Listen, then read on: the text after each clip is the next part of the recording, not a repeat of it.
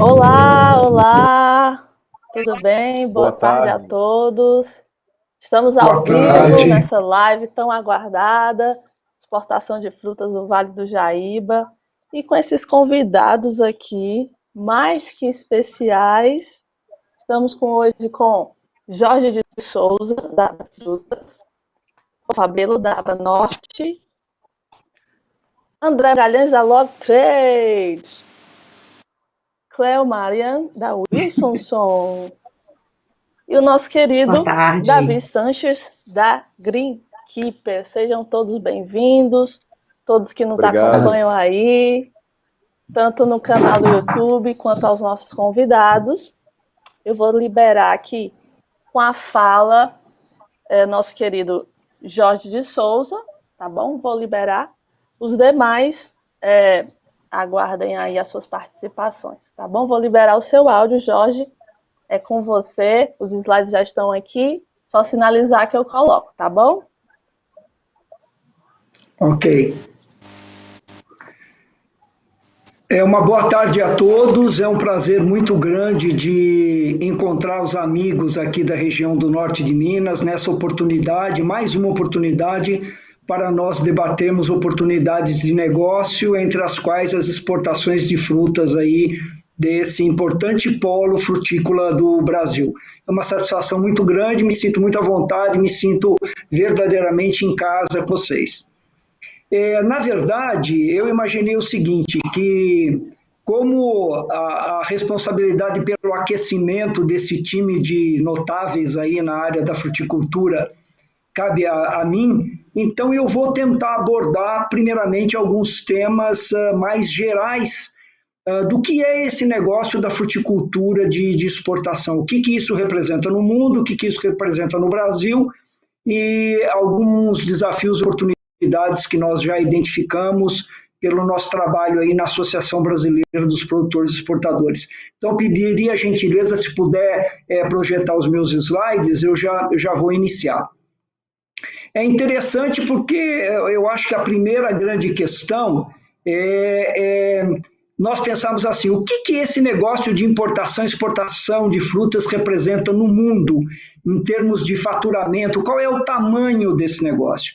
Então, se olharmos o próximo slide, nós vamos ver que esse negócio é um negócio extremamente relevante e representa aí 71,3 bilhões de dólares, representou em 2019. Então, é realmente um setor, um segmento que gera muita renda. E além de gerar renda, gera e distribui, porque a fruticultura no mundo todo, ela emprega muito, né? E acaba desenvolvendo os polos, as regiões onde ela está localizada. Interessante também que o crescimento anual dessa atividade no mundo, ele cresceu de 2010 a 2019 em média 5,2% ao ano.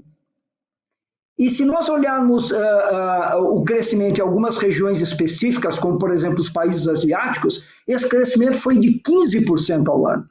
Então, ele é uma atividade que, além de já gerar uma quantia significativa aí em termos de faturamento, ele também está em contínuo crescimento, ou seja, é efetivamente uma oportunidade. E aí podemos ir para o próximo slide, por favor.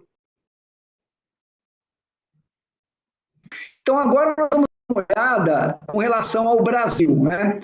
O Brasil, nos últimos, se nós notarmos esse gráfico de produção aí em milhões de toneladas, nós observamos que, principalmente a partir de 2015, a produção tem sido bastante estável no país.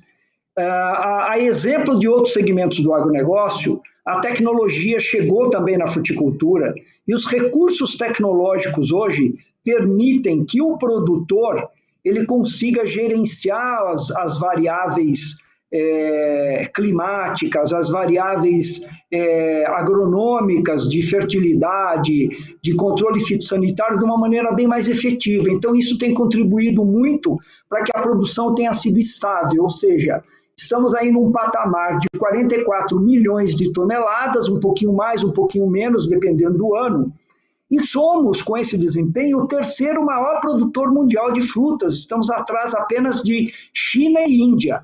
Nós ocupamos a terceira posição, os Estados Unidos ocupa a quarta posição.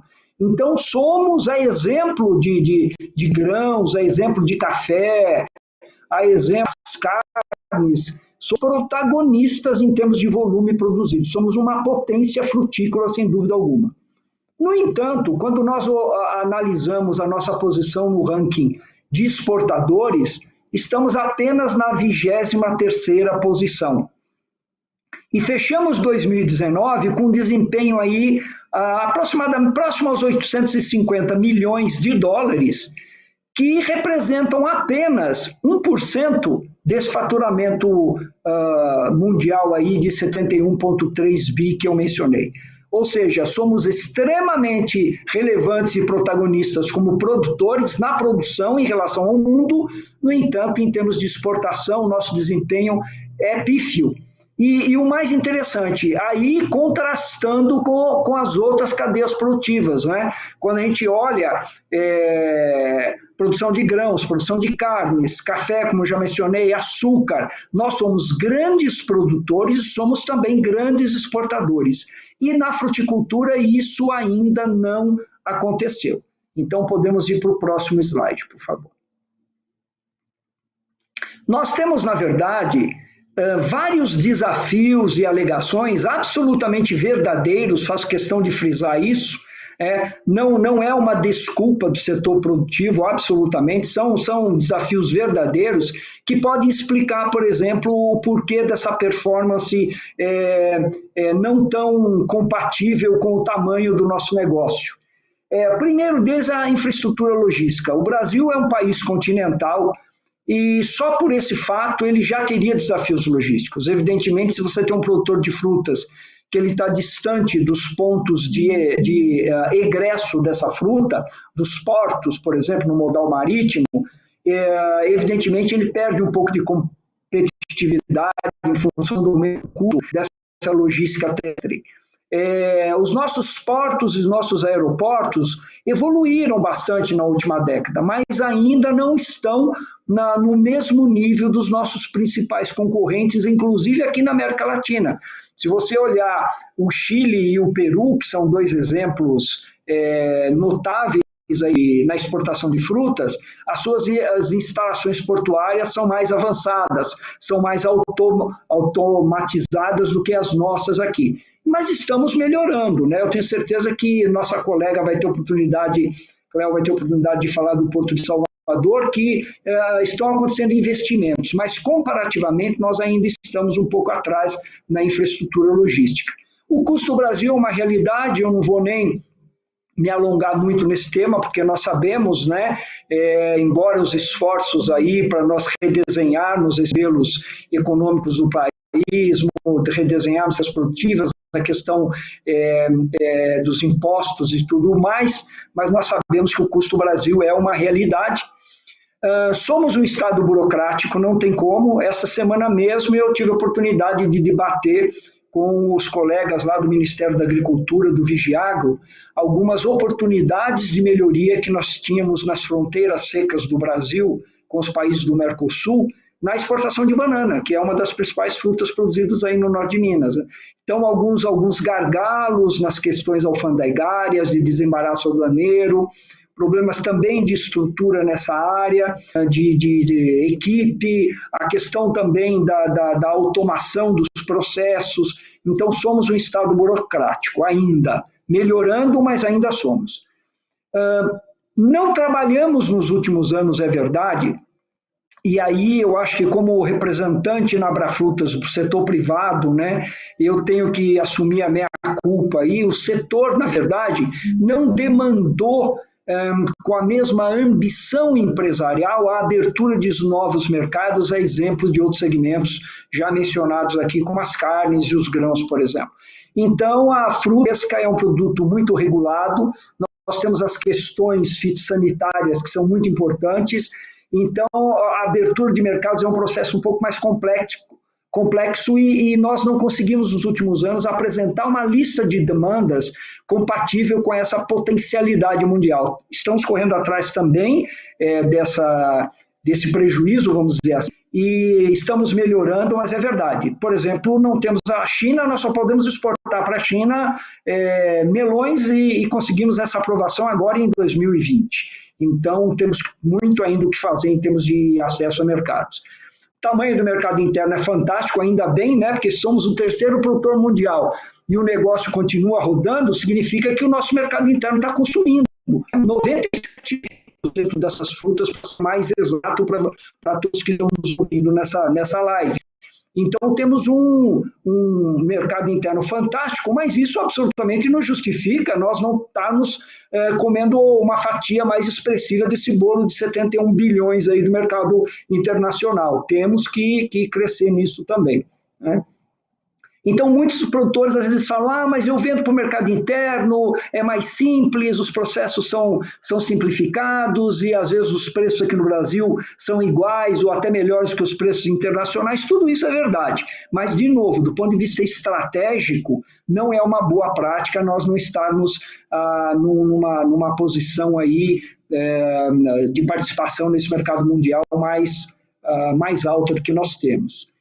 Barreiras técnicas comerciais existem praticamente em todo o mundo, ele é globalizado hoje, mas todos têm acompanhado aí as questões das disputas comerciais entre países, entre blocos, e é um jogo que nós precisamos aprender a jogar, e ele vai ser sempre jogado, né? No entanto, também eu acho que, embora verdadeiro, se nós fizermos um cruzamento, se em vez de ter essa participação pífia no mercado mundial, nós tivéssemos aí 5%, 10% de participação nesse mercado, quantos empregos seriam gerados no país, o desenvolvimento dessas regiões, esses polos de produção, como seria um círculo virtuoso de progresso que, na verdade, eu me sinto muito incomodado do setor, de certa forma, não botar mais energia nisso, né? Então, eu acho muito importante nós termos essa visão. Eu pediria o próximo slide, por favor. Muito bem. E esse incômodo por exemplo, quando eu vejo uma propaganda como essa, que todos estão vendo aí, que é o nosso açaí, produto genuinamente nacional da nossa querida região amazônica, produzido com sustentabilidade, né, sem desmatar a floresta e tudo mais, sendo, na verdade, comercializado por empresas americanas, empresas europeias e até empresas australianas, acreditem, né? Então, essas empresas, eles importam a matéria-prima do Brasil a um preço relativamente baixo, transformam esse produto e realmente tem um negócio extremamente lucrativo e de alta rentabilidade. E a pergunta é inevitável, por que as nossas empresas, por que o empreendedor, empresário brasileiro não se dedica a desenvolver um trabalho como esse, e aí esse ganho, deixando essa riqueza gerada no nosso país e desenvolvendo as nossas regiões produtoras, né? Próximo slide, por favor. Já caminhando para o final, eu diria que um outro ponto importante de reflexão primeiro, se nós olharmos os dois gráficos aí, mostra que nós, principalmente depois de 2015, coincidentemente ou não, depois da criação da Abrafrutas, né, óbvio que eu vou aí puxar a sardinha, né, e eu acho que a Abrafrutas realmente teve como tentando auxiliar o setor a se organizar, ela teve um papel importante, nós tivemos um crescimento, tanto em faturamento como em volume, tá certo? Das exportações. É um crescimento um pouco abaixo ainda do crescimento médio mundial, um pouquinho menos de 5% aí, mas é um crescimento significativo. Mas nós temos que dar alguns saltos que nós não estamos conseguindo. E eu acho que que o norte de Minas tem que estar incluído nesse questionamento e nós entendemos melhor de que maneira nós podemos contribuir para que o norte de Minas passe a exportar mais. Mas, acima de tudo, é a figura do mapa. Nós temos ali o Vale do São Francisco, que é uma região conhecida, de conhecimento de todos, que é um polo de produção de frutas. Nós temos aí Petrolina e Juazeiro, com uma cultura exportadora extremamente desenvolvida, e Minas representada aí pela região do Jaíba, pelo polo de Pirapora, e todos os municípios aí que contribuem para essa importante região, numa posição em exportação dentro do que Juazeiro e Petrolina. Um primeiro questionamento seria a questão logística. Eles estão, em média, a 500 quilômetros do porto e nós estamos a 1.000 quilômetros do porto. Né? Mas a verdade é que, por outro lado, nós temos algumas vantagens agronômicas, como fertilidade dos nossos solos, por exemplo, na verdade, superior à região de Petrolina e Juazeiro. E hoje, praticamente mais de 90% da manga exportada pelo Brasil e 98% da uva de mesa exportada do Brasil saem daquela região que tem um desenvolvimento fantástico, todos podem comprovar. Então, a meu pontapé inicial, eu estourei aí um pouquinho o tempo, 2 minutos, mas que eu tenha dado o início a um debate que com certeza vai ser muito interessante aqui, e todos que estão nos assistindo, os produtores, as lideranças, vão conseguir formar uma opinião, ou pelo menos uma ideia de estratégia de como nós podemos melhorar as exportações aí da nossa região do Vale do Jaíba. Né? Um grande abraço a todos. Muito obrigado. Muito obrigada, Jorge. Informações riquíssimas aqui para todos nós. Muita gente acompanhando a gente aí na live do YouTube. Pessoal, se inscreva no canal e faça suas perguntas, tá bom? Agora, com a palavra, eu vou passar aqui para o Rodolfo Rabelo, da Abanorte. Cadê o Rodolfo? Tá aqui o Rodolfo. Olá, Rodolfo.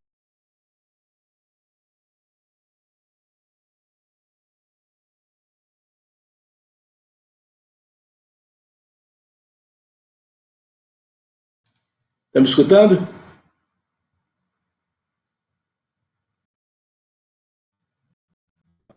Todos. É um desafio muito grande falar depois do nosso amigo Jorge, né? Ex-presidente da nossa Banorte, hoje à frente da Abrafrutas, na gestão da Abrafrutas. Grande abraço. Para a gente não perder a objetividade, eu pediria então para a gente passar o primeiro slide, para que a gente possa discutir aí alguns aspectos.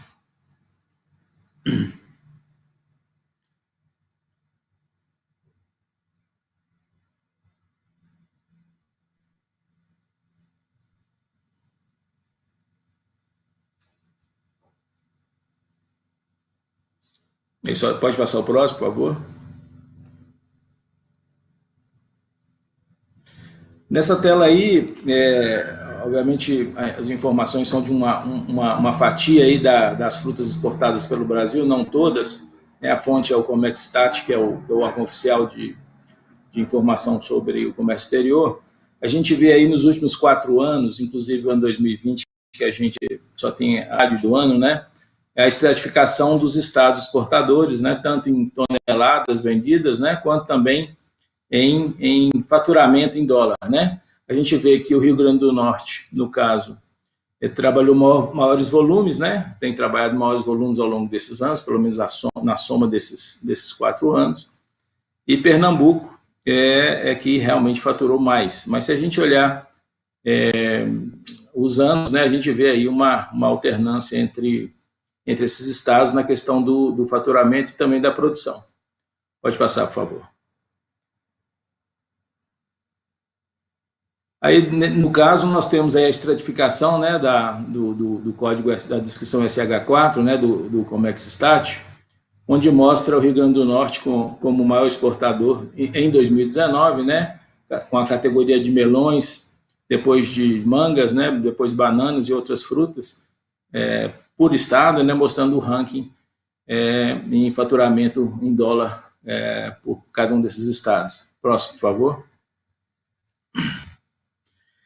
Aí nós estamos vendo a distribuição no mundo, né, das exportações do Brasil, de Minas Gerais, em 2019. Nós então vemos que Minas Gerais, ao contrário de alguns outros estados, né, tem uma exportação pífia, né, para não falar, né, são praticamente 3 milhões de dólares no ano de 2019, ano fechado, né, com exportação mais concentrada para a Europa, né, banana e principalmente citros, né, então nós realmente precisamos avançar bastante nessa questão. Uma das justificativas, obviamente, que é um estado central, né, que tem uma distância ao porto, uma distância considerável, né, muito maior do que a maioria dos países exportadores e produtores de fruta, e os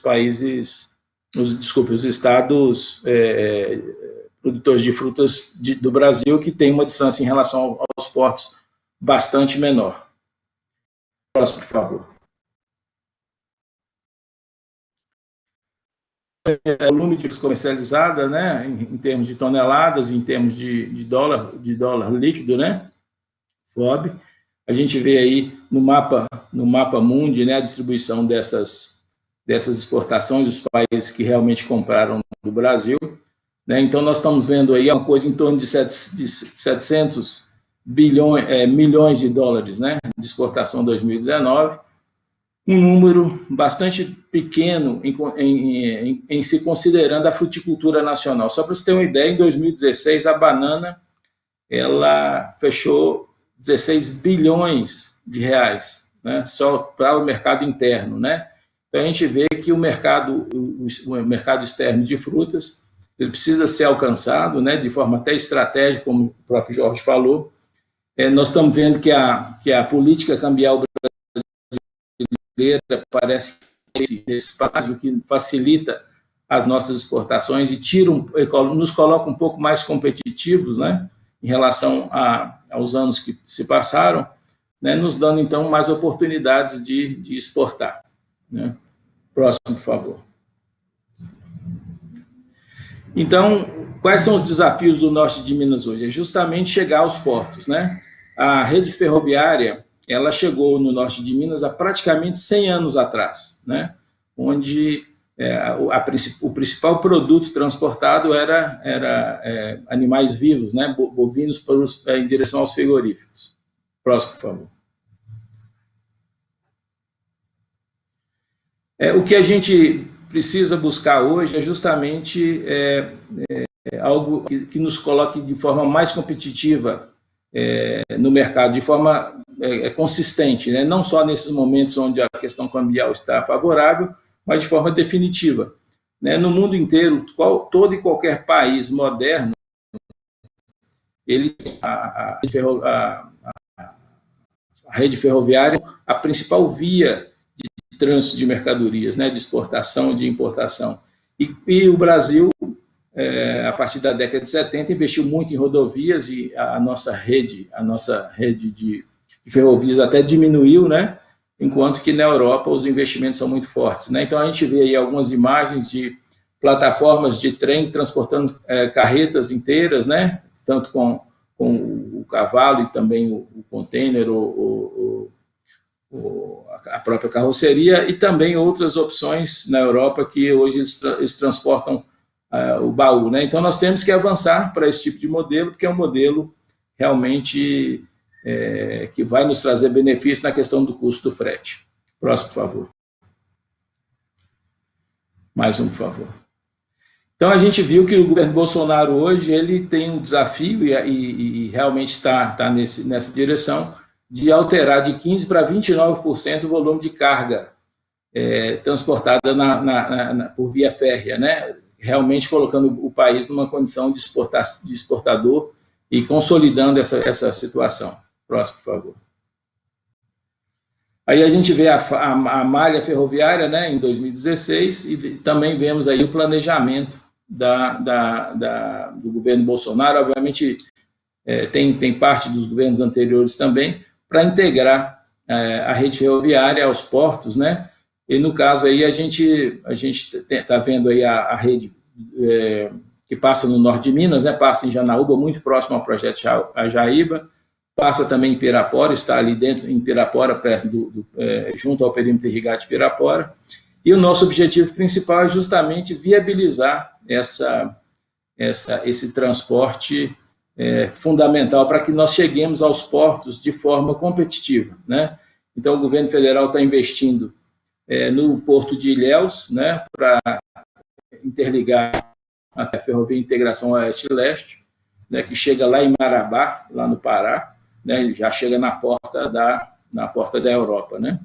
Então, nós temos que uma das principais formas de viabilizar a exportação dessa fruta produzida no norte de Minas, que é uma fruta ímpar, né, em relação à sustentabilidade, à segurança do alimento, né, porque é uma fruta onde nosso nível de umidade relativa aqui é muito baixo, então o nível de aplicação de defensivos é baixíssimo comparando com outras regiões, né? Então, nós temos aí, então, água o ano inteiro, solos férteis, e o que nos falta, na verdade, é justamente essa facilitação para acesso aos portos. Não só os portos de exportação, mas também, de forma contrária, alcançar os grandes centros, que vale dizer São Paulo, Rio, Belo Horizonte, né?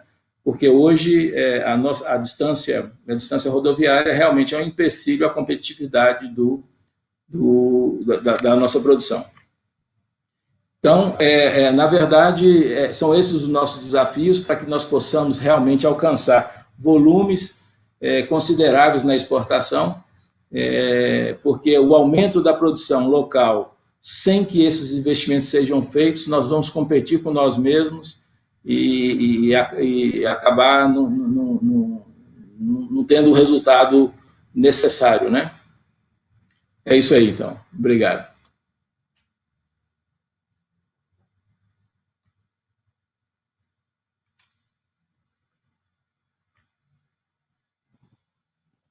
Ok. Obrigada, Rodolfo.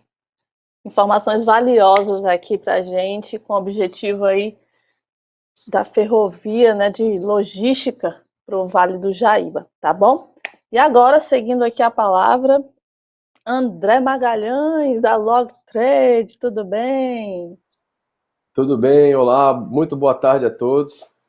É um prazer estar com esse time de feras aqui, com pessoas maravilhosas. Vamos lá, vamos contribuir, né, nessa tarde de sexta-feira aí com esse tema de exportação de frutas, né?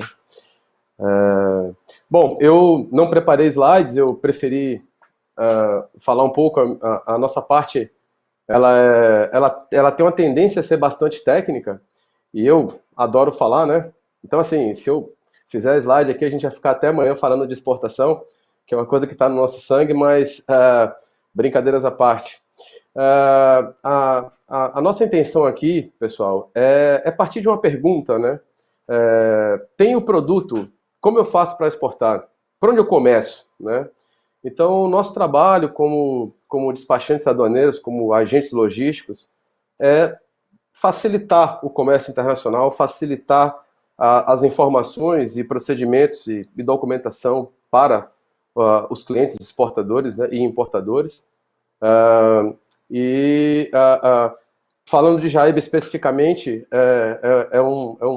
visitamos Jaíba em 2015. Eu tive a oportunidade de fazer um workshop de drawback de exportação na época. Não posso deixar de mandar um abraço aqui para nossos amigos da Transcomex, nossos amigos da Aslin, empresas locais que trabalham conosco. Então, grande abraço a todos. Vamos ao que interessa. Bom, então tem o produto e como exportar, né? Por onde eu começo?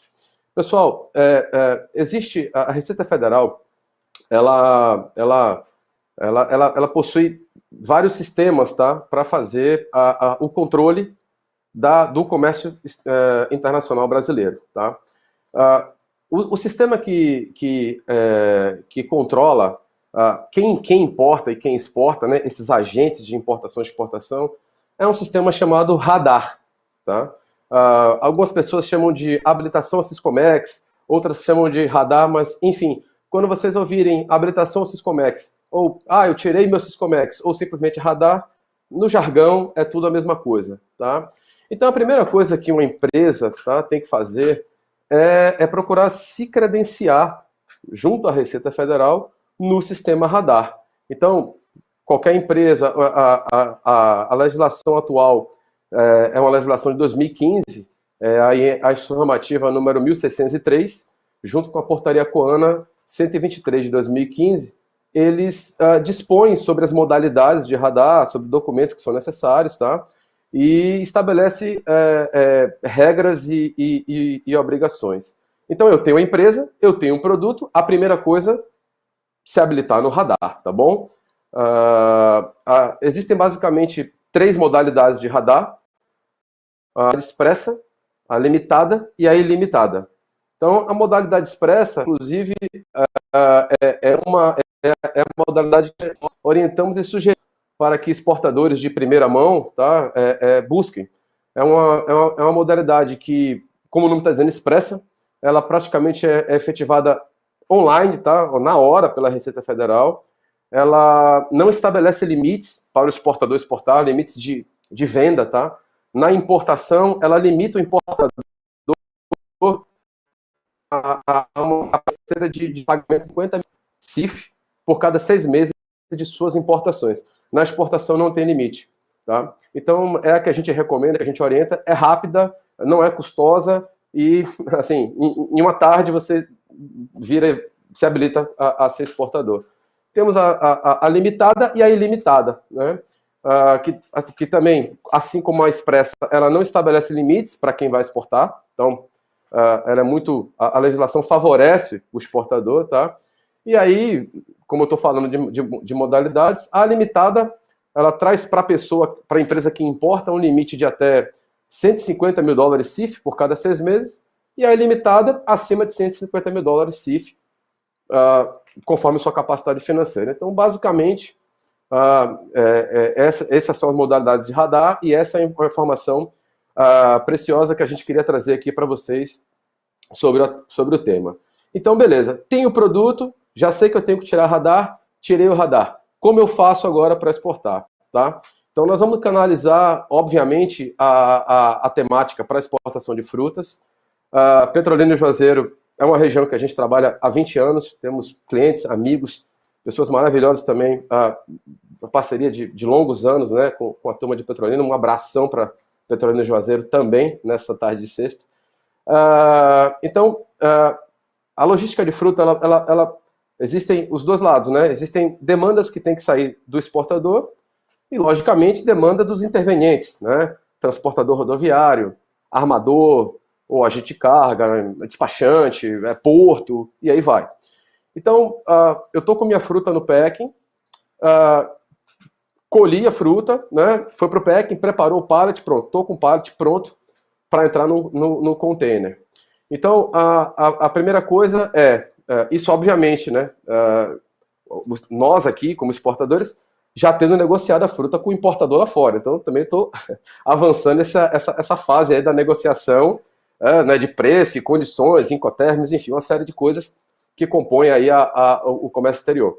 Então, o exportador, ele entra em contato com o armador, né, que é o dono do navio, o dono dos contêineres, ou com o agente de carga de sua preferência, né, que são negociadores de frete, e solicita o booking. Né? O booking é uma reserva, como a gente tem reserva de companhia aérea, reserva, enfim, o booking é a reserva do espaço da carga no navio. Tá? Então, recebendo o booking do armador, o exportador chama a transportadora e pede para a transportadora coletar o container vazio, tá? Logicamente falando de Salvador, aqui no nosso depot, para levar para a fazenda para estufamento ou ovação. Né? Há quem fale estufamento, há quem fale ovação. Então a transportadora recebe com o número do booking, chega no depot, apresenta, né, o número, o depot pega o container do armador, coloca o vazio em cima do caminhão e parte para a fazenda para fazer o estufamento. O container chegou na fazenda, processo de estufagem, de ovação do container, fechou o container, o exportador emite a nota fiscal de saída, a DANF, tá? De venda daquela mercadoria para o exterior, e normalmente o exportador também emite um documento interno chamado instrução de embarque, que na verdade é um conjunto das informações, tá, daquela venda, que são necessárias para o processo. Então ele vai dizer quem é o importador, qual é o Incoterm, quantidade, peso, volume, temperatura da fruta, se estou exportando em drawback, se não está, se é consignação. Então normalmente tem uma instrução de embarque, é um documento simples, né, não tem um formato, cada um tem o seu. E junto com a nota fiscal, nós recebemos a carga em Salvador para iniciar o desembaraço aduaneiro. Então a carga chega no porto, e aí aqui em Salvador existe um procedimento de vistoria prévia do container pelo mapa, tá? Aqui no porto a gente tem em Salvador a gente tem uma triagem, mas a gente tem uma plataforma onde esses containers chegam, né? Nós chamamos a agricultura previamente, então os containers param na plataforma, a gente abre a porta do container, ele faz a vistoria da fruta, né? E aí, quando ele vistoria, esse container já entra no porto vistoriado, tá? Porém, isso sofreu mudanças agora recente, porque a agricultura limitou os horários de vistoria, tá? Então, hoje, em horário comercial normal, segunda a sexta, o container chega, para na plataforma e faz o procedimento. Fora do horário comercial, final de semana e feriado, o container entra direto no porto sem fazer a vistoria. Isso não acarreta nenhum problema para o exportador, tá? Então ele tem o seu fitossanitário emitido, independente da vistoria ser feita ou não, né? Claro, a gente não pode prejudicar o processo, né? Então, um container chega, existe esse procedimento de vistoria, né? Então, quando ele é vistoriado, a gente vai tomando conta do processo do desembaraço até terminar, para a gente ter acesso ao fito depois do embarque ali. E quando ele entra direto, a gente tem que comprovar para a agricultura, que é quem vai emitir o fito no final, que aquele container chegou depois do horário. Então, a documentação que a gente entrega na plataforma, né, quando ele passa direto, a gente entrega a documentação, mais um ticket de aprovação de que aquele container acessou o gate do TECOM fora do horário proposto para a agricultura. Então, container entrou no porto, tá? Com vistoria ou sem, o container entrou, superado essa fase, ele entra. O porto fornece, posiciona, né, descarrega, posiciona o container, fornece para nós a presença de carga, que é uma codificação para dizer que o container chegou, que está no recinto aduaneiro e que está livre e desimpedido para desembaraço, peso, lacra, tudo certinho, né? E com a presença de carga, a gente já com a declaração de exportação registrada, declaração única de exportação, a gente inicia o desembaraço do container, tá? Então, o desembaraço, existem 3 canais, né, de parametrização. É o canal verde, que tem a liberação automática pela Receita Federal, cuja 95, 97, 98% aí assim, a ordem de grandeza, né? As exportações são direcionadas para o canal verde, né? Não tem por que ficar parando exportação. O canal amarelo, né? Na legislação a gente vai achar laranja, tá? Porque ela é de 93, se eu não me engano. Você vai achar canal laranja lá, por conta do Mercosul, que era naranja, e aí o Brasil botou laranja, mas todo mundo chama de canal amarelo, tá? Então, o canal amarelo, a Receita faz o exame documental da exportação, então vai pegar a tudo certinho para fazer a liberação, e o canal vermelho, que tem a conferência física, né? Além do exame documental, tem o exame físico. Então, ultrapassar o canal de parametrização, a DUI é desembaraçada e fica livre para subir a bordo do navio e embarcar para o seu destino. Então, é de embarque e de processo de desembaraço, né? Então, nesse processo pré-embarque, a gente tem documentos aí, instrução de embarque, invoice, packing list, a nota fiscal de saída, LPCO, draft do BL, que a gente tem que fazer, tá? O despachante que faz o draft do BL, informação de VGM, dentre outros documentos. Então, desembaraçou, normalmente depois que o navio sai, um ou 2 dias, os BLs já estão disponíveis para retirada, aqui na origem, né? Ou, a depender da negociação, esse BL pode ser retirado no destino, uma modalidade que os armadores chamam de Express Release. Tá? Então, o BL pode ser também retirado no destino, conforme a negociação. Então, de posse do BL ou de cópia do BL, a gente vai na agricultura e a gente retira o fitossanitário, a gente emite certificado de origem para exportações para Mercosul, para países que o Brasil tem acordo comercial. E juntamos essa documentação, colocamos num courier, né, uma DHL, FedEx, TNT, e mandamos para o importador no país de destino. Obviamente, observando as condições comerciais. Né? Se a mercadoria já está paga, o exportador autoriza a gente fazer a remessa automática, ou ele tem um conta corrente com o cliente dele, beleza. Mas, assim, pagamento à vista, pagamento a prazo, normalmente a gente espera uma ordem do exportador para a gente soltar esses documentos, porque também não tem sentido a gente pegar esse documento, botar no correio, mandar para Minas, mandar para não sei onde. Daqui mesmo a gente solta mediante esse bate-papo, né, esse alinhamento com o exportador. E aí, por fim, existe o que a gente chama de averbação do processo. A averbação é o cruzamento dos dados, né, dos dados que o exportador gerou na nota fiscal, que nós geramos na DUI, né, que o porto gerou com presença de carga e que o próprio armador gerou com a emissão do conhecimento de transporte do BL. Isso tudo tem que se encontrar em um momento no Siscomex e estando tudo certinho, né, informação de peso da nota, com peso da DUI, com peso do BL e por aí vai. Quando tudo está certinho, esse processo é averbado, a DUI fica averbada e o exportador ele tem a condição de receber o valor da sua exportação. O detalhe é que se tiver algum problema de peso, alguma coisa que o processo não averbe, isso impede o fechamento do câmbio. Então, nós damos essa cobertura também, a gente acompanha as averbações para os nossos clientes, para que o fluxo todo seja feito da maneira, de novo, mais fácil, né, e mais acessível possível. Então é isso aí, eu agradeço novamente ao TECOM, ao convite de Cléo, a estarmos todos aqui levando conhecimento e informação para esse Brasilzão nosso, e que tudo dê certo. Um grande abraço e fiquem com Deus. Muito obrigado. Muitíssimo obrigada, André. André sabe tudo, né? Deu para perceber aí. A Logtrade também, a família Logtrade está aqui em peso no YouTube. E você já compartilhou essa live? Vai lá, compartilha, manda nos grupos do WhatsApp, do Telegram, compartilha para todo mundo. Meu nome é Bárbara, sou assessora de comunicação aqui da Greenkeeper. E agora, vamos lá, Wilson Sons aqui, nos trazendo aqui todas as informações. Vou liberar aqui o áudio da Cléo. Oi, Cléo.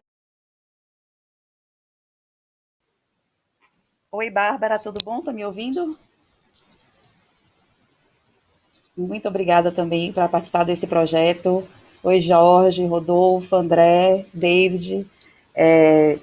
Para quem não me conhece, eu sou Cléo, especialista comercial de exportação do Porto de Salvador. Estou muito feliz de estar aqui representando. Conheci a Greenkeeper no ano passado na Fruit Connection lá em Janaúba. Conheci também pessoalmente o Jorge, que a gente já tinha contatos por telefone. Foi uma troca riquíssima. É uma região muito rica em produção, tem muitos produtores. Hoje, eles não são exportadores, são poucos que são exportadores, mas eles produzem e fornecem para os exportadores. Então, tem fruta saindo de lá pela exportação, principalmente o limão, que hoje já sai bastante pelo Porto de Salvador. E eu vim aqui também trazer um pouco do passo a passo do processo de exportação no Porto de Salvador.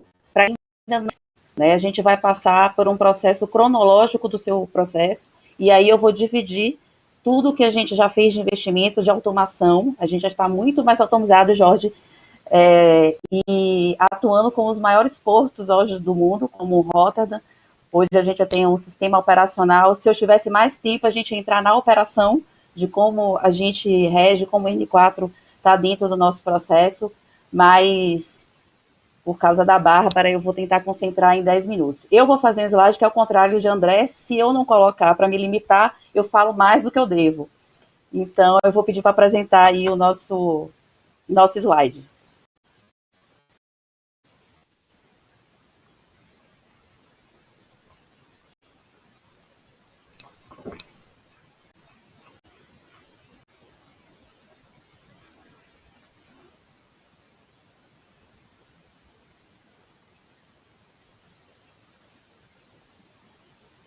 Não é esse. Pronto. Pode passar, Bárbara. Da exportação no Porto de Salvador. Primeiro eu vou apresentar a vocês o Tecon Salvador. Uma imagem, pode passar, Bárbara. A imagem do primeiro processo de expansão do porto. Essa é a primeira etapa que já está pronta. A gente está fazendo a implementação dos maquinários e a partir do início de 2021 ele já vai estar operando com os 2 berços 100%. Essa é uma imagem da primeira etapa concluída para receber novos navios, novas rotas e atender todos os clientes aí de exportação, né, e novas cargas e novos destinos que com certeza a Abrafrutas está abrindo para a gente. Pode passar, Bárbara. Pode passar também. Hoje o Tecon Salvador está num local privilegiado, né, numa localização estratégica para atender tanto o Vale do São Francisco, que hoje já somos o principal porto de escoação dessas frutas na exportação, e o mais próximo do norte de Minas. E é o único terminal do Brasil com conexão viária exclusiva para caminhões, conectando a BR-324 ao Porto de Salvador. Essa linhazinha amarela que vocês veem aí na foto é a Via Expressa. Ela passa por cima da cidade e vem direto para o bolsão de caminhões, que o André até falou, onde fica a triagem e onde fica também a plataforma do mapa. Então, você tem acesso ao terminal de forma mais rápida, não disputa com o trânsito da cidade, com horários nem nada, e atende o que a gente propõe, que é um atendimento de 24 horas, 7 vezes na semana, no atendimento de recebimento de cargas. Então, a gente recebe durante 24 horas, qualquer horário que você chegar, você vai entrar no terminal. Pode passar, Bárbara. Agora eu vou falar do processo de exportação nesse ritmo cronológico e falar um pouco da automação de que a gente implementou para esse processo. A gente tem diversos outros processos para importação e cabotagem que complementam isso e ajudam a todos no controle da logística. Depois que você passa todo o processo que André falou e fez o seu booking com o armador para embarque, você já pode acessar o nosso portal do cliente, que é onde você vai concentrar toda a sua logística e acompanhamento, as datas dos navios, se houve atraso da programação, atualização de deadline, toda a informação do armador alimenta o nosso sistema via EDI. Então, toda vez que ele faz uma atualização lá, o nosso sistema também é atualizado online. Então, essa atualização é sempre bem feita, você pode confiar no que está lá, certo? Depois disso, você precisa fazer para entrar no porto, que também é feito pelo portal. Esse agendamento permite que você, o exportador, tenha uma senha no seu CNPJ, que você pode acompanhar todas as suas transportadoras. O horário que ela, se ela fez o agendamento, que horário ela fez, que horas ela chegou na triagem, que horas ela foi atendida e que horas ela saiu. Assim como você também pode ver processos dos seus despachantes. Os despachantes e as transportadoras, ela não conseguem ver o seu processo como inteiro. Elas só conseguem ver o que elas colocam dentro do portal. Então, ela só vai conseguir ver as suas programações, as suas liberações. Então, permite também que você tenha mais de um provedor dentro do seu processo, sem se expor. Depois do agendamento, a carreta chega lá pela via expressa, chega na triagem, confirma a chegada e passa para o bolsão.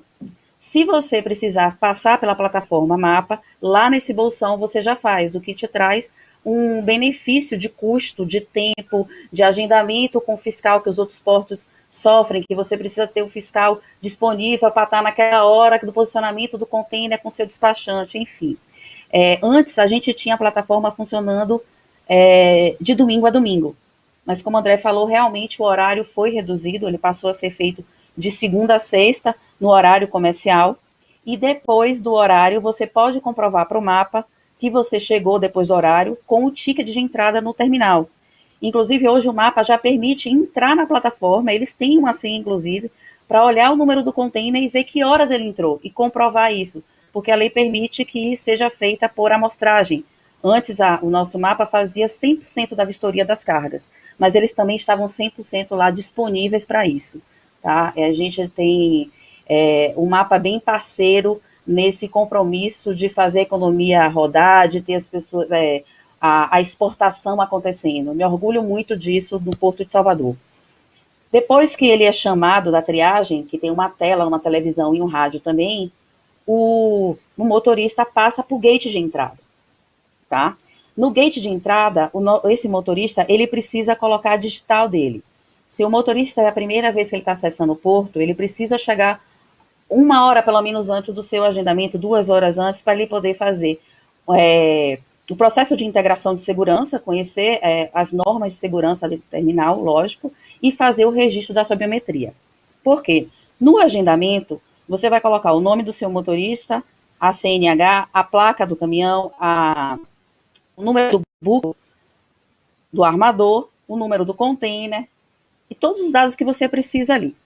E aí vem a placa OCR, que é aqui embaixo. O que acontece quando a sua carreta está entrando? Essa placa OCR, ela começa a filmar a carreta. Primeira coisa que ela pega é a placa da carreta, depois o caminhão vai passando, ele filma toda a imagem, inclusive em volta, a gente também utiliza para verificar se está amassado, se está furado, enfim. Mas ele lê os caracteres do container e quando o motorista coloca a biometria lá, ele checa se aquele motorista, aquela placa, aquele container, aquele booking realmente está de acordo com o agendamento, certo? E aí a cancela abre. Quando a cancela abre, esse ticket de entrada do motorista, você pode apresentar junto lá o mapa para comprovar um horário que não foi de vistoria, né?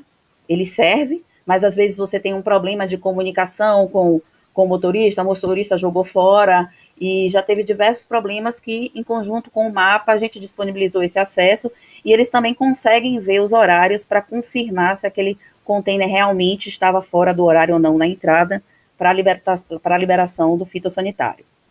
Ainda nessa passagem do gate, abriu a cancela, passou o gate. A nota fiscal que você colocou lá no agendamento, o nosso robozinho Automate, ele faz a transferência automática via CCT para a DUI. Se você já tem a sua DUI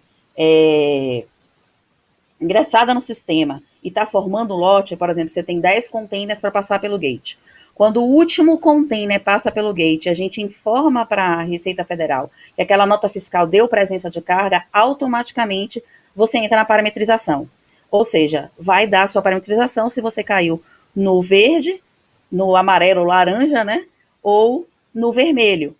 A gente aconselha aos nossos clientes e aos despachantes que, se a parametrização não sair em até 10 minutos, é melhor dar uma verificada. Hoje, o sistema da Receita Federal está muito menos burocrático também, porque eles também estão funcionando 24 horas de forma automática. O nosso robozinho também. A gente funciona 24 horas, 7 dias por semana.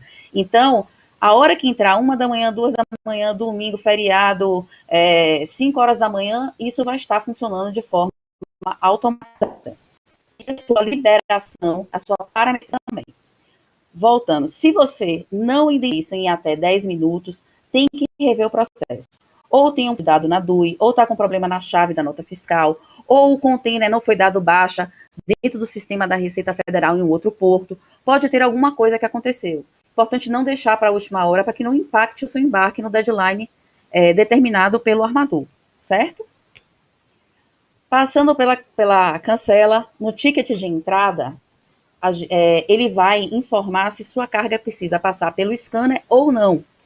Hoje, a Receita Federal exige que toda carga que vá para a Europa ou faça transbordo na Europa, na exportação, obrigatoriamente passe pelo scanner, certo? A partir do dia 18 de agosto, vai entrar Marrocos nessa obrigatoriedade. Então, 18 de agosto passa a ser Europa e Marrocos, qualquer carga que vão para esses destinos, ou o motorista vai receber nesse ticket de entrada informando se ele precisa passar no scanner ou não. Porque normalmente o cara não sabe se está indo para Rotterdam, se ele está indo para a China via Caribe, ou se está indo via... Então, para que ele não passe direto e não traga um custo maior e que a verificação do container do scanner ainda esteja na carreta de entrada, ele tem a informação lá bem grande que ele tem que ir para o scanner. Então, ele pega essa informação, passa no scanner antes de ir para a pilha lá, para ser colocado e botar no plug. Tudo isso você pode acompanhar no nosso portal do cliente. Você vai saber o agendamento, na hora que ele entrou, o que é que ele passou, se teve problema, se travou, e depois ainda você tem a confirmação da Receita Federal. O sistema da Receita Federal, a DUI, conversa com o nosso sistema. Então lá você consegue ver se sua carga deu verde, deu amarelo, deu vermelho. Então você pode também acompanhar isso. Você pode, lógico, confirmar com o seu despachante, que vai ver lá o Siscomec, etc. Mas você, com sua senha, às vezes está lá na insônia, 10h30 da noite, quer dar uma olhada, você entra no sistema e vê se sua carga está liberada. Pessoas ansiosas pedem isso, às vezes. Pode passar, Bárbara. Para complementar, eu apresento para vocês aqui quais são as rotas que o Porto Salvador oferece hoje. Todos que estão em azulzinho claro são as rotas que a gente oferece com escalas direta. Então, vai de Salvador navio direto para esses destinos. Os outros que estão em azul escuro são os destinos que a gente atende com transbordo, certo? Pode passar, Bárbara. Aqui a gente destacou os principais destinos para fruta, identificada pelo porto. Então, a gente colocou o Transitime que vai para a Europa e o Transitime que vai para os Estados Unidos nos principais portos de recebimento de fruta. Para que vocês anotem aí a data de saída aqui do terminal e a data de chegada lá no destino, certo? Pode passar, Bárbara. Muito obrigado. Eu deixo meus contatos para se vocês quiserem entrar em contato, tirar mais dúvidas, qualquer apoio que precisar na exportação dentro do terminal. E aí, vou passar para vocês de novo. A Greenkeeper que vai fazer esse sucesso das frutas chegarem bem mais longe, né? Quem sabe já é a China, transbordo, e que a gente possa fazer muito mais, sinta mais confiança em fazer esse processo aí no norte de Minas. Obrigada. Cléo, muito obrigada, Cléo. Informações aí riquíssimas para a gente. Você que está acompanhando a gente na live aí no YouTube, pode fazer suas perguntas. Daqui a pouco a gente vai liberar aqui para todos os nossos participantes falarem e responderem você, tá bom? Agora com a palavra, nosso querido Davi Sanches, da Greenkeeper Brasil. Olá, Davi, tudo bem? Bem, boa tarde a todos. Felicidade de ver todos aí, amigos. A gente se encontrou em vários cantos do mundo, na Alemanha, na Espanha, já na UBA mesmo. Então, é uma felicidade ver todos. Também gosto das tão valiosas que estão compartilhando conosco e aos convidados que estão assistindo pelo canal lá da Greenkeep Tube.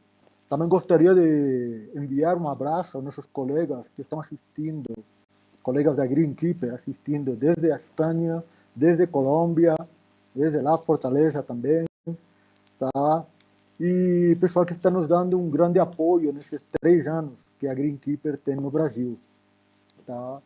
Então, a ideia desse evento, desse live, é que a Greenkeeper é um fornecedor de soluções, tá? Uma empresa que se preocupa dos nossos clientes com os problemas também de são de frutas, tá? E que procuramos trazer soluções, parceiros que conhecem o mercado lá fora, conhecem a logística, toda a burocracia da exportação, a parte física dos portos, e oferecer essas soluções para os produtores. Trabalhamos com produtores de grande porte, médio, pequeno. Tá? Queremos que todo mundo exporte o Brasil, ganhe esse lugar no mundo que merece. Tá? O terceiro maior produtor de frutas do mundo, como o Jorge colocou, mas ainda muito trabalho pela frente para exportar. Tá? E uma grande parte de dar esse passo, esse medo para exportar, não é só a parte burocrática, física, mas também uma grande pergunta. A fruta vai chegar boa? Pode ter algum problema? Aguentar essa viagem? Tá? Existem várias soluções, atmosfera controlada e, claro, a solução da Greenkeeper, que busca a melhor custo-benefício, busca uma solução, tá, que consiga fazer essa fruta chegar mais longe. Tá? Então, essa solução que consiste em eliminar o etileno. Tá? E quem que é o etileno? O etileno que a fruta emite e que faz a fruta amadurecer, mudar a cor, ela perde peso e, ao mesmo tempo, esse veneno pode fungo, trite, antranose e outras doenças acordar. Então, a fruta começa a emitir etileno, tá? E esses agentes vão atacar a fruta. Então, nosso trabalho é eliminar o etileno do ambiente, fazer a fruta adormecer segura, tá? Para ela chegar ao possível no destino. Tá? Às vezes pode acontecer galo no transporte, desde uma greve, um canal vermelho, uma vistoria, tá? Por alguma razão demora mais do que o planejado. Então precisamos de uma segurança a mais, tá? Para a fruta ficar boa até o final. Tá? Mas antes de continuar falando do nosso trabalho no Brasil, 3 anos que temos aqui fazendo grandes projetos de amizades com todo mundo, eu gostaria de mostrar um vídeo da nossa fábrica na Espanha, da nossa matriz. Então, por favor.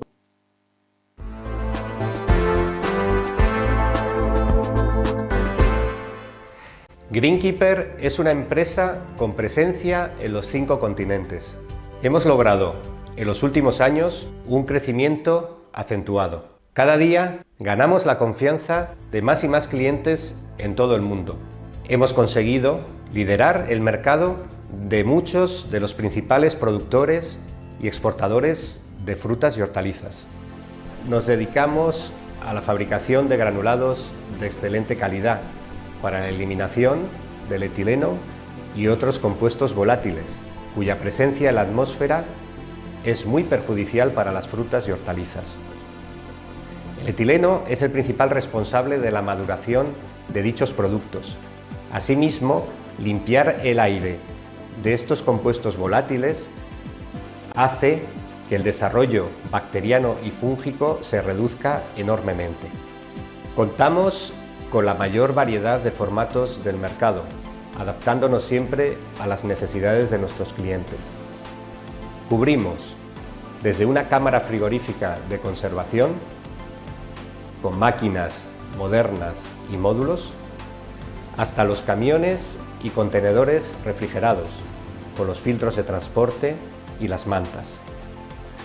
Mención aparte merece la protección individual de las cajas, con una amplia gama de sobres o sachets.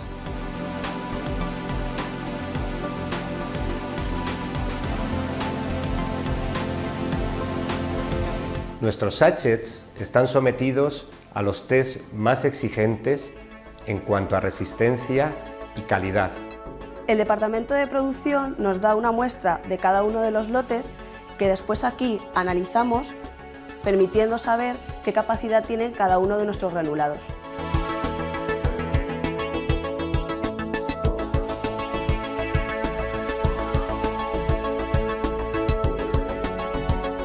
Adicionalmente a la prueba de capacidad realizamos un control estadístico y además guardamos una muestra de cada uno de nuestros lotes de producción por si fuese necesario realizar alguna comprobación posterior.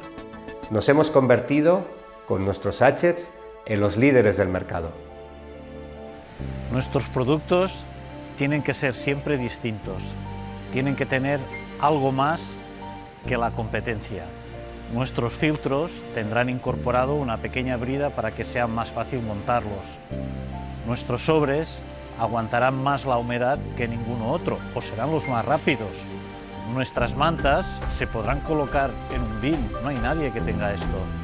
En esta casa procuramos siempre ser distintos.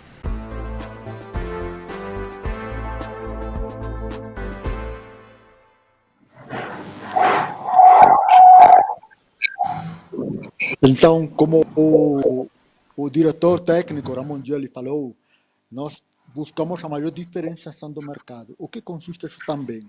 Atender os maiores padrões de qualidade. O nosso produto que viaja na caixa, junto com as frutas, ou no container, ele está aprovado pela FDA americana, pela União Europeia e para a agricultura orgânica. Tá? Então, essa preocupação nós também com o meio ambiente nos faz lançar produtos novos, como agora os filtros para container são fabricados com materiais 100% reciclados, tá?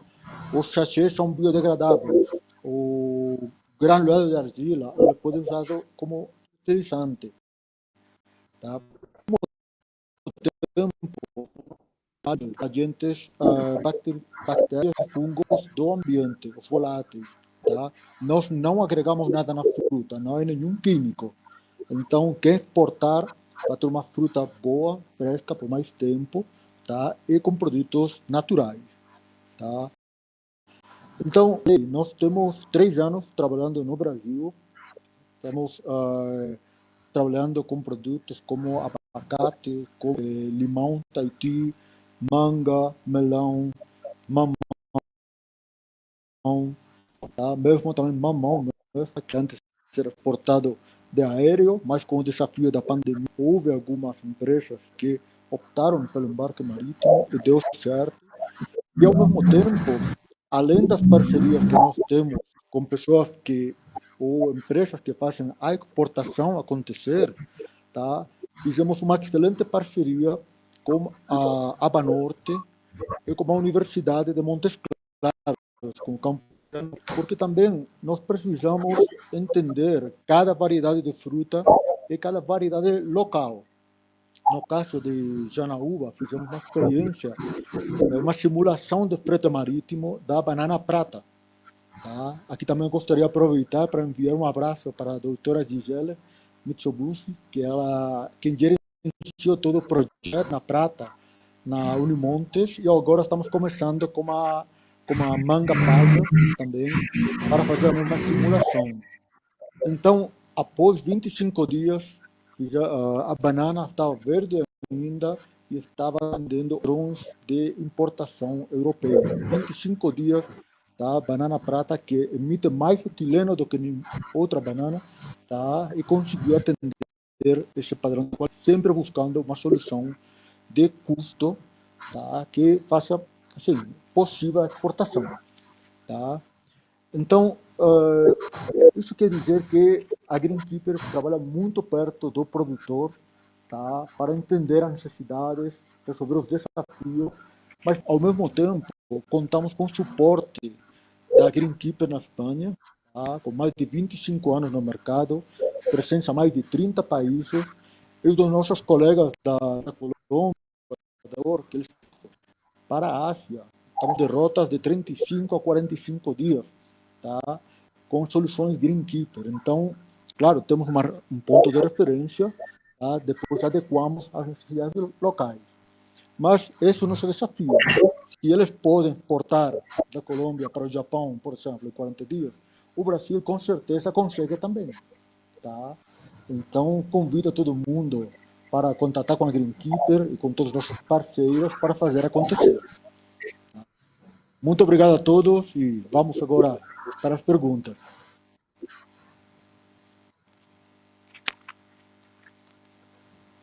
Muito bom, Davi. É isso mesmo, momento das perguntas. Você que está participando aí da nossa live, para a gente o que é que você está achando e envia suas perguntas. Eu separei uma pergunta aqui, vamos ver. Pergunta da Ivanete Pereira para Jorge.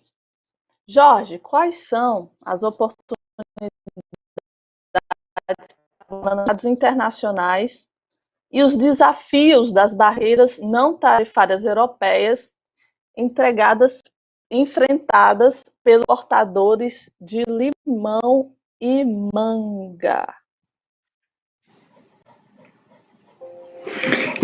Muito bem. Na verdade, como eu disse a vocês, as barreiras, algumas barreiras técnicas disfarçadas de barreiras comerciais ou vice-versa, elas ocorrem principalmente na União Europeia. A União Europeia hoje, ela representa 72% das nossas exportações, então somos muito concentrados na Europa, os países europeus aqui consomem a maior quantidade das nossas frutas por razões de processos de abertura do mercado, como eu mencionei durante a minha fala anterior. O bloco europeu, ele é extremamente regulado, né? Eu diria, todo mundo tem lá os seus conceitos e as suas regras nas áreas de produtos e questões citárias, mas a Europa realmente ela ocupa o primeiro lugar aí nesse ranking. Na verdade, o que nós temos feito é sempre negociar. Eu tenho um colega que ele uma expressão de futebol, mas é o que eu acho que todo mundo entende, que ele diz o seguinte: os europeus jogam, mas jogam na bola. O que significa, não há deslealdade, o processo é sempre muito transparente e uma vez que você se profissionalize, uma vez que você busque as informações estão disponíveis e é possível negociar. Agora, é evidente que tem dois temas que nos preocupam bastante, principalmente com relação à lima ácida Tahiti, ao limão Tahiti. O primeiro é a questão da exigência do pedúnculo. É o Brasil, para exportar limão para a Europa, o pedúnculo, que é aquele cabinho que fica no topo da fruta, ele não pode ser superior a 2 milímetros. E só o Brasil é que tem essa regra, porque há uma suposta alegação de que vai transmitir a tristeza dos citros, que é uma virose. O que nós estamos fazendo para trabalhar esse tema é desenvolvendo uma série de protocolos técnicos, inclusive com universidades europeias, para ser mais específico, da Espanha, mostrando, na verdade, que o pedúnculo do limão ele não consegue ser um ponto de infecção de tristeza. Então, com isso, acreditamos que a gente pode negociar com a DG Santé para que essa barreira seja eliminada. A outra, que na verdade, é fruto de uma imperfeição de nossos processos internos, é a questão dos limites máximos de resíduos. Como todos sabem, o mundo quer sobre os pesticidas, sobre o risco de contaminação química, e um dos parâmetros utilizados é o limite máximo de resíduo. A questão do Brasil não é ultrapassar o limite máximo de resíduos, mas é que a nossa grade de pesticidas ela não é tão nova ou tão... Ela não usou os benefícios da tecnologia como a grade europeia. Por uma série de razões que não é possível discutir agora, porque são técnicas bem complexas. Mas a verdade é que se você pegar, por exemplo, a produção de citros, hoje, os países que produzem citros na Europa têm acesso a uma grade de produtos e pesticidas muito mais modernos do que nós temos no Brasil. Então, nós precisamos resolver essa questão interna, estamos trabalhando junto com as empresas de agroquímicos e também com o Ministério da Agricultura, acelerar o processo de registro dos novos produtos e, com isso, remover essa segunda barreira que seriam os LMLs. Apesar de tudo isso, eu diria que nós somos competitivos, nós permanecemos competitivos na lima ácida. O Brasil tem embarques de lima ácida para o continente europeu. Imagina se nós avançar nessas medidas para diminuir o efeito dessas barreiras, ficaremos mais competitivos ainda. Espero ter respondido à pergunta.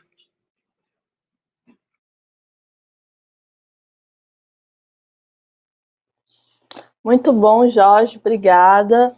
Vamos aqui para a próxima pergunta.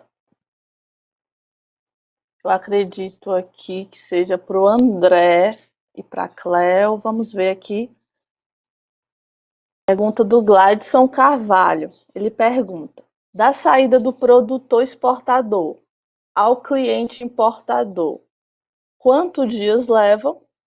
E também outra pergunta que eu já queria anotar também, do Ederson.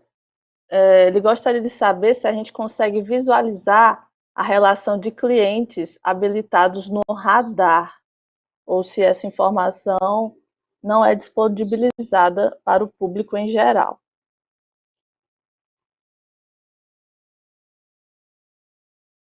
Posso começar de trás para frente e, Cleo, se quiser, também pode ajudar na outra resposta. Quanto ao radar, não. É uma coisa que é feita para a empresa e para ela somente. Não existe essa condição da gente pesquisar quais são as empresas que têm radar, enfim, para a gente identificar através do sistema radar outros exportadores. Existem outras ferramentas, tem um site do MDIC, né, da SESEX, que ele informa as empresas importadoras e exportadoras e os volumes transacionados em dólar, salvo engano, para fins de balancear. Então ali você consegue ver quem importa e quem exporta no Brasil. Mas está direcionado para um segmento, a não ser que tenha um nome, né? Tipo cooperativa frutífera, né, de não sei das quantas. Então ali você vai saber que é alguém de fruta. Mas fora isso, não tem muito o que pesquisar nesse sentido, a não ser nessa lista da SESEX que eu estou me lembrando agora, tá? Não, o radar não, esquece que isso aí não existe. Léo, pode responder agora. Sobre o tempo da fruta até chegar do produtor até chegar ao destino, depende muito do seu processo. Porque tem a colheita, você vai preparar a fruta, vai colocar na câmara fria, vai chegar na temperatura certa, você vai fazer a estufagem, e aí da estufagem você tem uma distância para o porto. Petrolina tem 530 quilômetros, já Norte de Minas tem 940. Então, se eu coloco um dia a mais, o que é importante dizer, hoje a gente trabalha com todos os armadores, principalmente para o navio da Europa, na safra, trabalhando um horário estendido de recebimento de carga. Então, assim, o mercado sabe, o armador sabe que a gente concede o recebimento de carga até o dia do navio, tá? Algumas horas antes da atracação. Então, a gente tem um mapa na segunda-feira que faz o controle depois do deadline do late arrival. Então, a gente já tem um acordo com o mapa que tudo que o armador aprovou entrar depois do deadline, ele tem essa lista, ou seja, para ele ficar para fazer a vistoria, já teve vistorias 23, meia-noite só na segunda-feira, como ele também pode ter colocado na lista de, como é que eu falo? Os que não pode ir sem vistoria. Ele vai estar lá dentro disso e você vai poder embarcar. Então, depende da sua logística. Então, assim, se você liberar no domingo de Minas, acredito que chegue na segunda o navio na terça. E aí você tem um transit time até Rotterdam de 14 dias, a gente está falando no total de 17 dias. Esse seria o termo. E quando chega lá, acho que a liberação é bem rápida da fruta, né? Dependendo do que se está consignado, se já está vendido, se vai para a gôndola, se vai para o mercado. Aí depende um pouco de cada processo.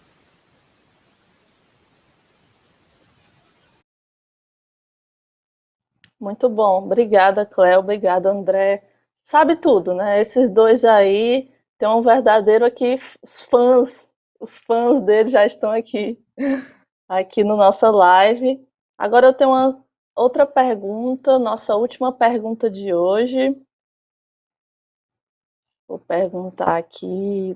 O Guilherme de Lazeri pergunta para o Davi, da Greenkeeper. Boa tarde.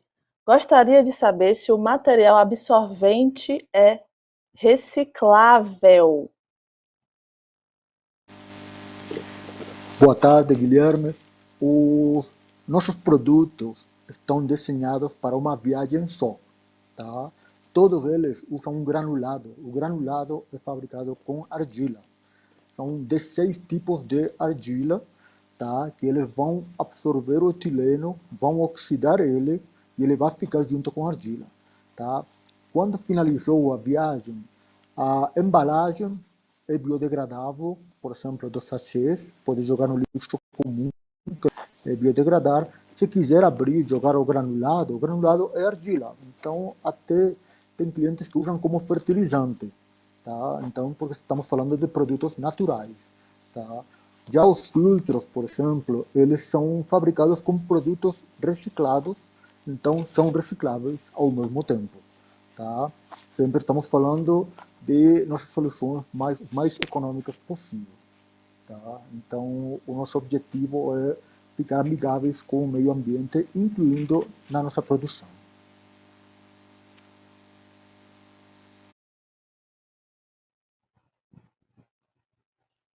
Muito bom, Davi. Muito obrigada, Davi. Muito obrigada. Agora é a hora dos alôs. Cadê todo mundo aqui? Abraço aqui pro Fer Moreno, Gladson Carvalho, Ederson Luiz, Murilo Bruno, Ivanete Pereira, Aila Vieira, querida, Gisele Poletti, Roberto Aschenberger, muita gente aqui, Ana Mércia Barros, Rosana Lucena. Obrigada a todo mundo que participou da live Exportação de Frutas do Vale do Jaíba, gente. Muito obrigada. Receber esse time de profissionais de gabarito, somando aqui com a Greenkeeper Brasil. Só temos a agradecer. Eu quero agradecer Jorge de Souza, Abra Frutas. Muita gente aqui pedindo o contato do Jorge também, da Abra Frutas e da Aba Norte. Vou passar aqui para vocês, pessoal, nos comentários, tá bom? Rodolfo Rabelo, Aba Norte, muito obrigada, Rodolfo. André Magalhães, sabe tudo. Grande abraço, André. Cléo, querida. Grande abraço, Cléo. E Davi Sanches, claro, nosso colega, nosso dia a dia companheiro da Greenkeeper. Então, gente, muito obrigada a todos que participaram. Ficou algo a falar? Escreve aqui nos comentários que eu respondo para você, tá bom? Um grande abraço a todos. É isso. Tchau!